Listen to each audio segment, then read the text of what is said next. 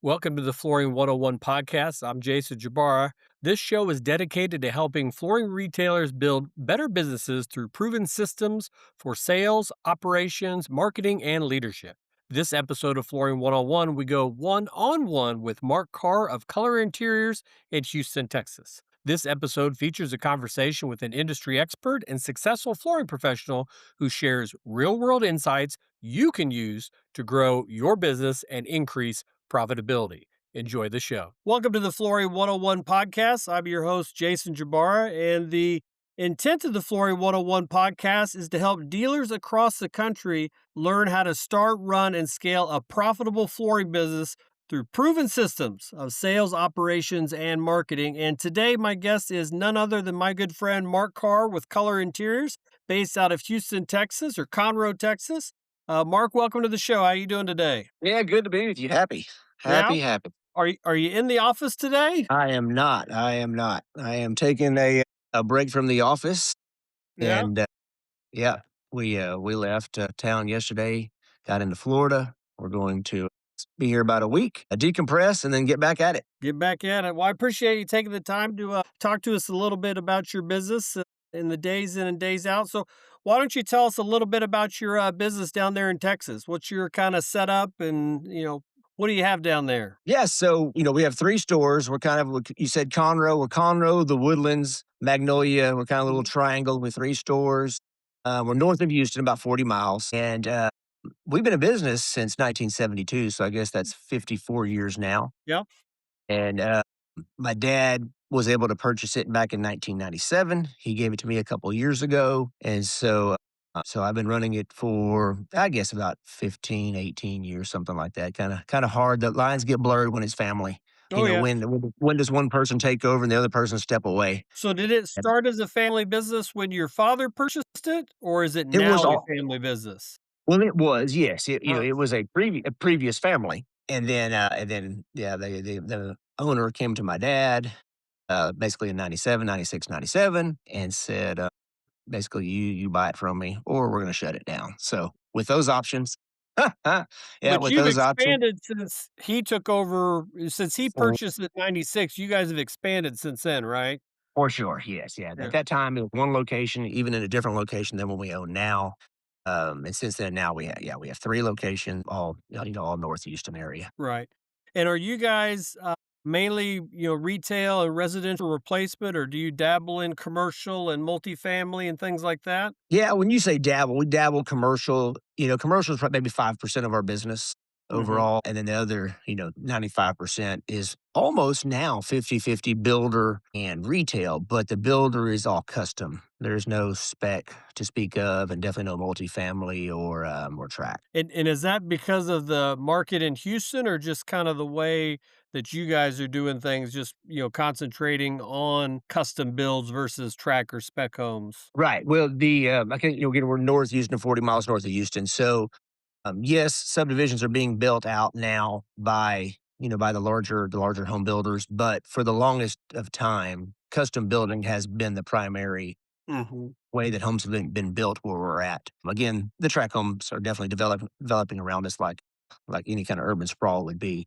But our focus is definitely custom builders, higher end, better margins, more intimate relationships with the individual homeowners. We get to know Mhm. them, and that's definitely the way that we want to do business. Yeah, I mean, I think in Wichita, Kansas, in our market right now, there's almost no track home being built. They've moved over to building a lot of they call them twin homes. They're fancy duplexes, expensive duplexes, and in patio homes, and then custom home building, but almost no track homes right now. So, how would you describe, the state of the market in North Houston right now? How is your local market, and what's the outlook been for the last year or so? Right. Well, so you talk about like us personally, my business, Color Interiors. Sure, We had or growth or last just the year. area that you're in, yeah.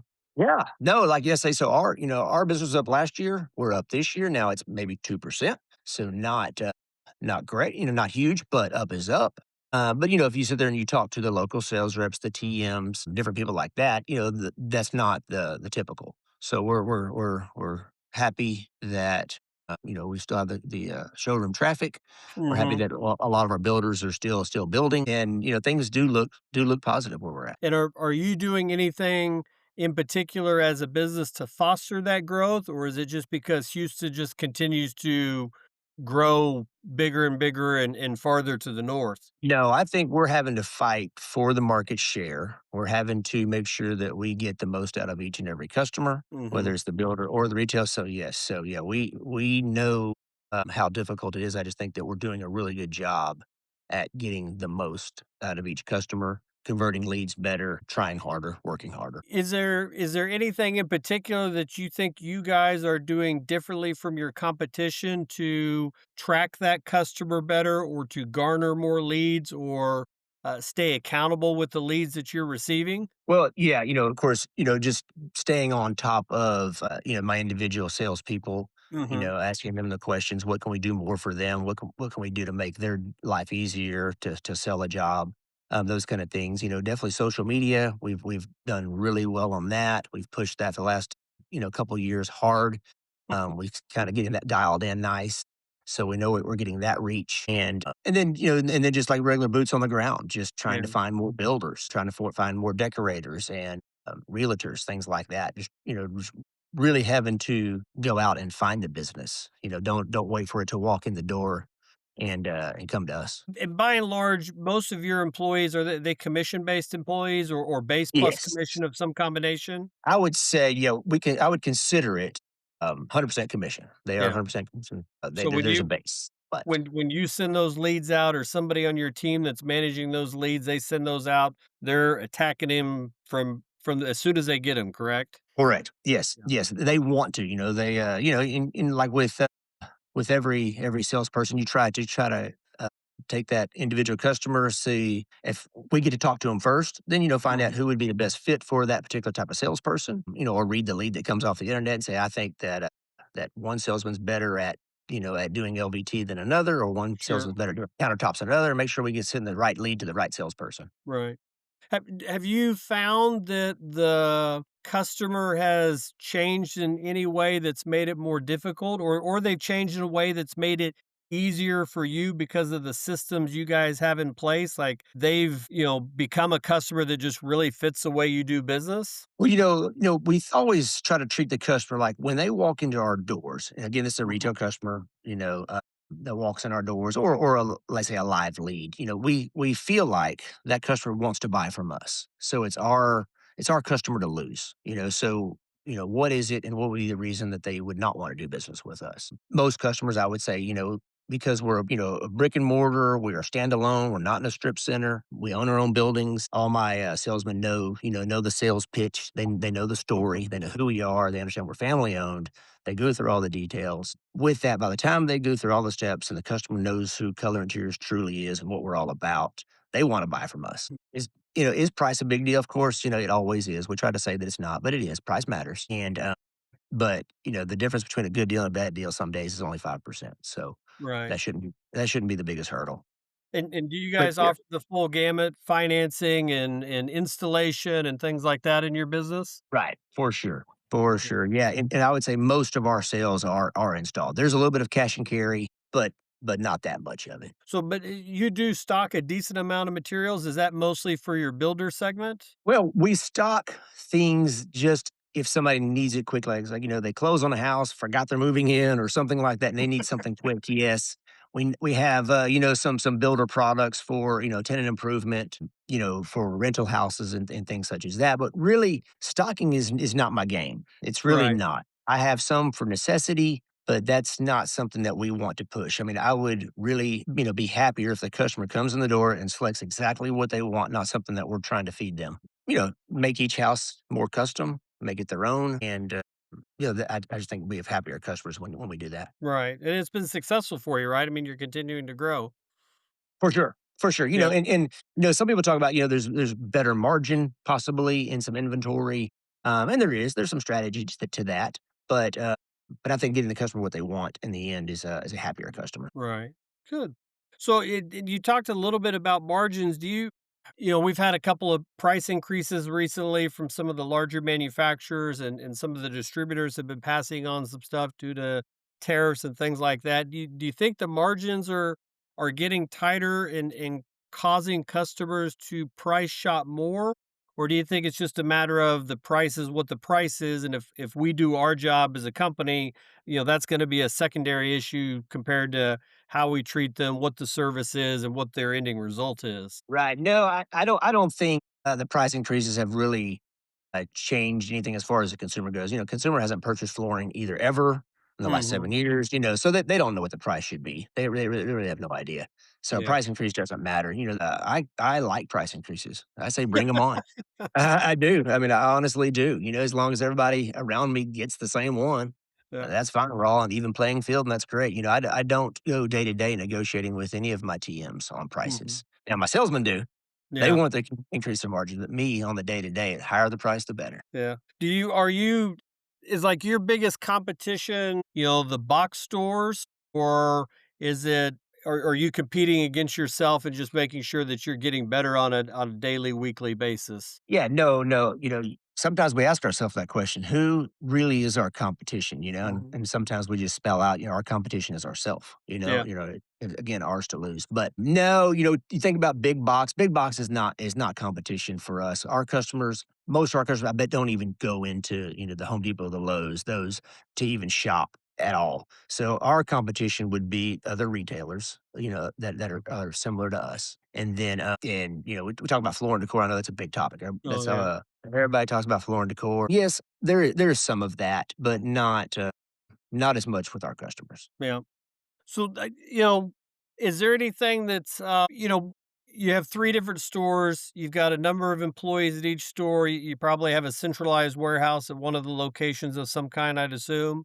Where do you Exactly. typically see the breakdowns in your operations? Where are the challenges that you have as an owner, on a daily or weekly basis? Is there somewhere they normally occur? Or is it just a new fight every day? No, so, when you talk about challenges, we can go a lot of different directions on that.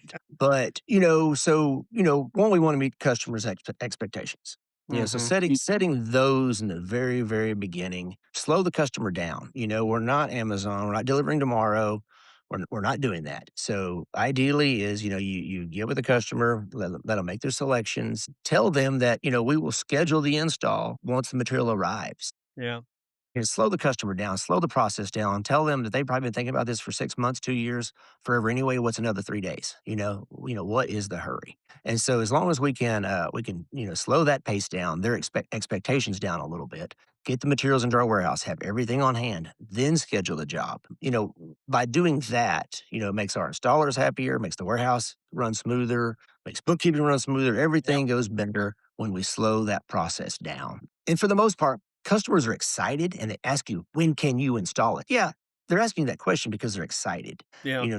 not because they have to have it by tomorrow. Now, there are situations people forget they're moving into a house, whatever it is. I'm closing. I need this. I need this. And there are those situations, but those are a lot more rare than what we try to make out. Yeah, I tell my staff a lot, the customer that wants to schedule before we get the products, you're guaranteed an issue is gonna occur with delivery and receiving of that material if it's scheduled before we even get it. And if you Yeah, tell the customer that, like, "Hey, I can schedule it for next week on Thursday because that's when you want it, but it's not supposed to get here till Wednesday, and if we schedule it, there's no way it's gonna show up Wednesday. So, you right. might as well wait until it actually gets here, and then we'll schedule it." So, are you guys having any issues in your area with installers? It's one of the I I feel very fortunate in our area that installation is not an issue for us currently. We have a lot of good quality installers. Maybe I pay them too much. I don't know, because they're not going anywhere. But are you guys have any type of installation issues as far as availability and workers in your area? Right. Well, you could say, like, so in reality, no. Again, we Mhm. talked about slowing the customer down, those situations. If we sit there and schedule things properly, we have enough installers to get all the jobs done in the right amount of time and, a reasonable amount of time. So no, that is not. Now, do we want more skilled labor? Sure. For us, we want more tile setters, Yeah. LVP, wood, those guys are great. We've got enough carpet crews to get the jobs done timely. Tile crews, that training is a little more intense. It's an art, more than the other two. So yes, we always want more, and we've got a couple practices. in place right now, training some young tile installers, with some veteran installers trying to so Mhm. they can, learn and and maybe start their own crews one day. So we're trying to do a little bit of that training inside of our own store. And are most of your installers subcontractors, or do you have some that actually work for you? No, they're all we have one, but other Mhm. than that, they are all subcontractors. That's to me, that's still the better way. Pay them by Yeah, pay them by the job. Keep your efficiencies that way. yeah. Yeah, and we don't do a lot of tile work here, especially not compared to, down in Texas where you're probably, I mean, 90% slab, very few basements probably where you're at. Right. Yeah. So you're gonna need a lot of tile. How many I guess there's probably no perfect way that go right now. Are there any challenges that you're having as an owner in your market right now that just don't seem to go away? No, you talk about, salesmen, repeating mistakes, installers Mhm. repeating mistakes, just getting things in place so that you can minimize those kind of repeat actions. But I don't really see anything, the economy's decent, Mhm. we know that we have to take care of every customer that walks in the door, make sure they're taken care of in order to keep growing or to stay where we're at. We know we're taking market share, around us just because we hear the talk of the town. Yeah. So we're doing the right things. Can we always be better? Of course, yeah. But we're doing the right things. Hmm. You talked a little bit earlier about, you've got the leads coming in and that you thought your marketing was working well. Is there anything from a marketing aspect that is really helping you to garner more leads online and more traffic on your different social channels? Because I see your posts all the time, on your Facebook and Instagram and advocating for color interiors. Have you learned any tricks of the trade? I see you haven't made the jump like I have of making an absolute fool out of yourself on TikTok, which is good. But Not, not. anything that's working really well for you guys right now? No, I think just the whole approach. Mhm. Making customers aware of who we are. Maybe as we're doing some of the different advertisings or promotions, we're not really necessarily selling a product. We're Right. selling ourselves. Kind of letting the public get to know who we are versus trying to sell something. The more exposure of that, I think is what's working. Yeah. Do you do a lot of that stuff in-house, or do you have a marketing team that does that for you, or are you just kinda running that? No, it's all that is done in-house. We try to use, our own content, and, so it's done in-house. Of course, you said that you do the Google searches and things like that, which is outsourced. But yeah, our social media content is all in-house. Yeah. And when it comes in-house, do you have, like, one designated person that filters that out to either Magnolia or Conroe to the particular store, and then that gets filtered out to a different salesperson, or does somebody take that lead and they start with it and see if they can finish it? Okay, you're talking about the lead, yeah, in the lead situation, and once we Mhm. receive the lead, however we, get it, whether it's through the social media realm or through, just through Google or through Right.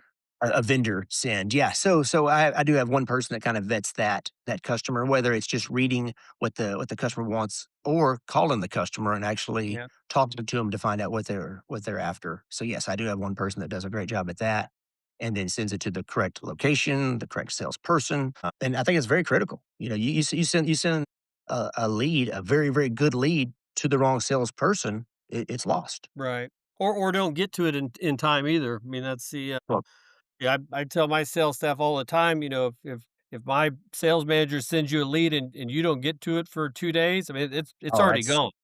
Yeah, we know that. Yeah, that is definitely a pet peeve of ours. Yeah. We need instant, and then also give me feedback and let me know that you did do your job. I trust Yeah. you, but you better tell me you did it.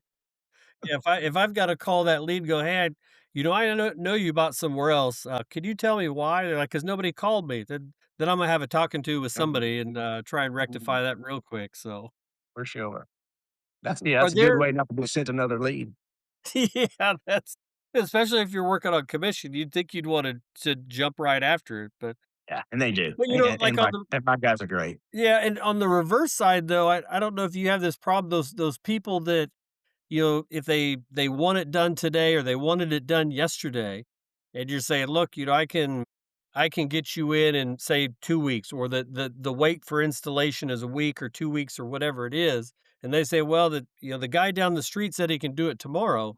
I always try to train my staff, "Do you want the guy who can get to it tomorrow, who doesn't have any business? Or do you want the Exactly. Yeah. guys who you're gonna have to wait a couple weeks and we'll get to it then because 'cause we're booked up until then." So Oh, there are definitely some customers that you just don't want, yeah. and the price just goes up once you figure that out. Yeah. Yeah. I mean, have you is that I think, we probably neither one of us are probably on the sales floor as much as we used to be, but is that something that you kinda train your staff in to watch for those types of things? Like, I know that you're getting paid commission and you wanna sell this job, but is this a job that we wanna do? Is this in our wheelhouse? Is it okay to just say, "Hey, we can let this one go?" Oh yeah, for sure. You have different salespeople, in different stages of their life. We've got some that are veterans; they know the pitfalls. And then you have Mm, some that are young. And it's like, hey, this guy wants us to build their wooden patio deck. I'm like, that's not what we do. We don't do that. We don't do roofs. yeah, And so yeah, so it's definitely giving a little reality check on what is our wheelhouse, like you said, yeah. and yeah, and then of course with customers with bad attitudes or too big of a hurry. Mhm. Yeah, we don't need every customer. We sure don't need a headache. Yeah. Yeah, because I mean, there's other stores that specialize in different things, and that's, I'll look on our scheduling software, and I'll try and figure out why my estimator is gonna be at an address for 6 hours, and I'll talk to the salesperson, "Why is he out there for 6 hours?" He's like, "Oh, we're measuring 3 floors of an office building." Hey, that's not our wheelhouse, man. We can't move all that stuff. We're not gonna move all those desks and cabinets and, pull him off of there. There's other companies that do a much better job, than we're ever gonna do on that type of thing, so Mhm, mhm.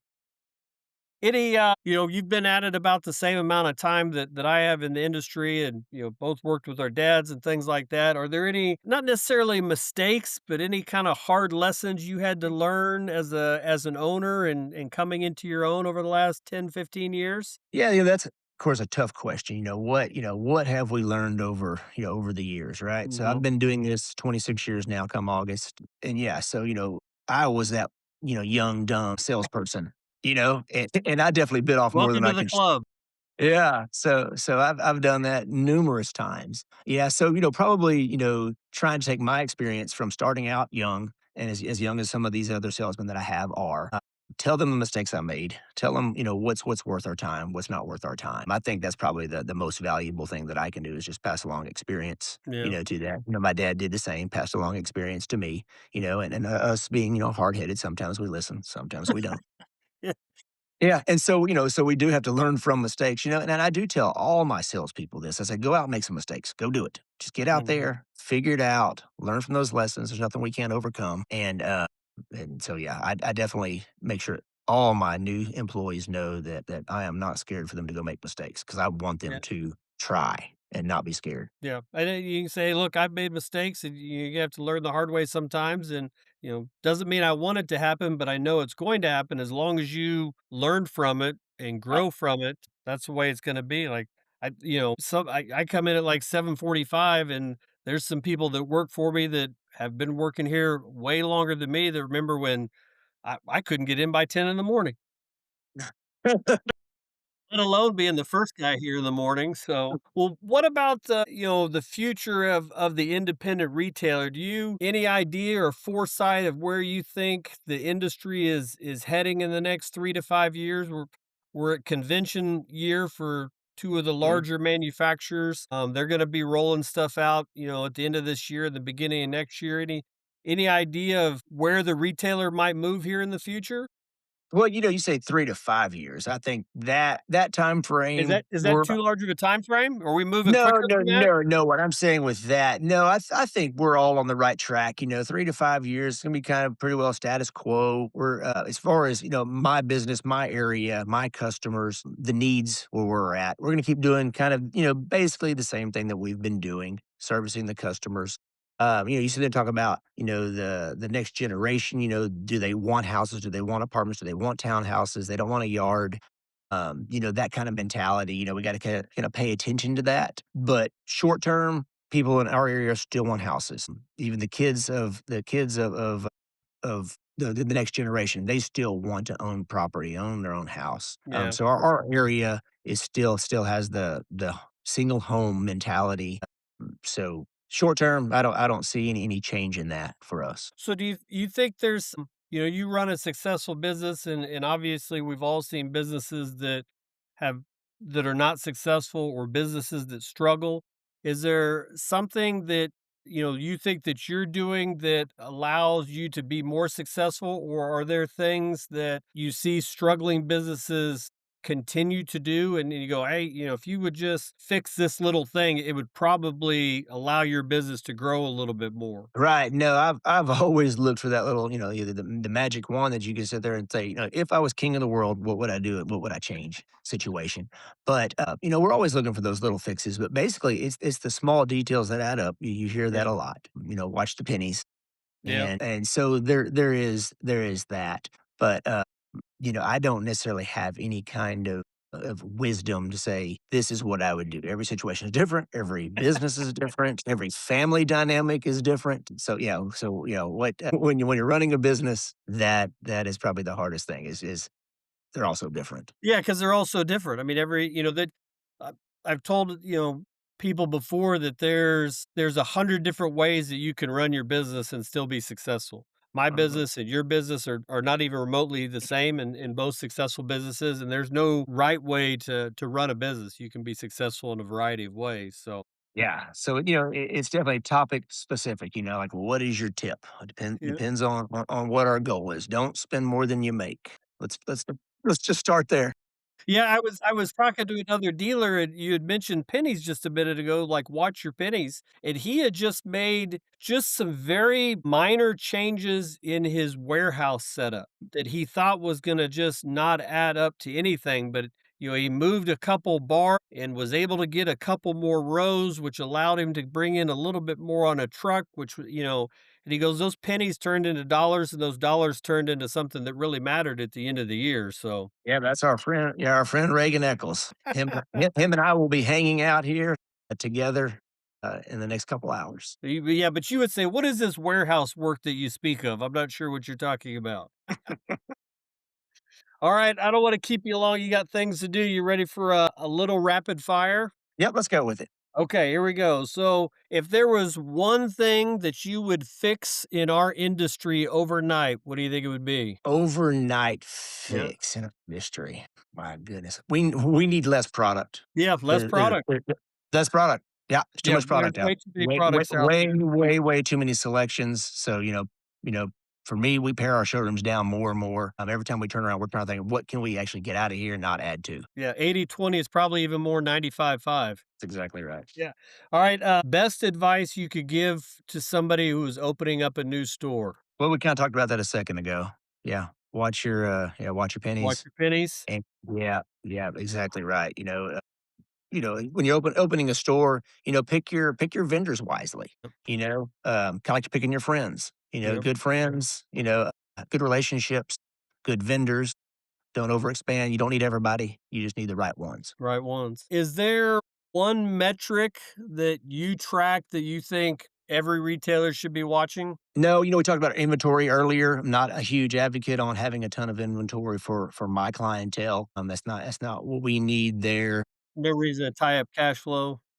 Correct. Yeah, there's no reason on that. Having commission-based salespeople, they're watching the margins just like we're watching the margins. The metric, is what are expenses that sneak up on you? Freight, credit card fees, financing fees, any of those say hidden fees or any of those things that hit your bottom line That that you're not taking into account. right. Right. Those are huge. Those are 3, 4, 5% at the end of the year, and that adds up very, And very and big. we're really all playing in a 3 to 5% at the end of the year. After Mhm. sales, after costs, after, you take out payroll and insurance. I mean, we're really playing in that 3 to 5% margin anyway. and the Right. better you can keep it at 5, the more money that we got. So, Exactly. last one, biggest myth about the flooring industry. Myth about the flooring industry. You know, you say myth. Yeah, are you thinking like what does a customer perceive about us? Like we're like the furniture industry, like we are Sure. making profit hand over fist. Yeah,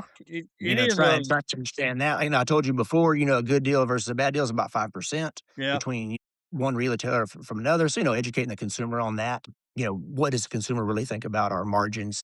Make sure they're aware that they're not as high as the furniture industry possibly. They all think we're rich and we're not. That's what it is. You know, uh, it's you look at some retailers and you're wondering how are they still in business. This is not that easy, and you wonder how they're getting by. But yeah, the flooring industry is not easy. We're dealing with consumers. We're going in there. We're tearing up their house, trying to put it back together, trying to keep them happy at the end of the day. It's a tough industry. Oh, It's yeah. tough, Yeah. but it's fun. We have a lot of great friends. We have a lot of great times. I wouldn't change it. Yep, me neither. Well, Mark, I appreciate you, talking with me today. I don't wanna keep you too long, that way you can get out to the beach That's and, celebrate with some friends. I'm sure I'll see you here pretty soon. So, any last words before we, cut away? No, thank you. Thank you for inviting me. I Yeah. enjoyed it. It was great having you. It was Mark with Color Interiors, and we will talk to you next time on Flooring 101. Take care, Sure. guys. Thank you, Jason. Bye. So, thank you for listening to the Flooring 101 podcast. If you found value in today's conversation, be sure to subscribe, leave a review, and share this episode with another flooring professional who could benefit from it. Remember, great flooring businesses aren't built by chance, they're built through systems, leadership, and consistent execution. Until next time, keep learning, keep improving, and keep building a better flooring business.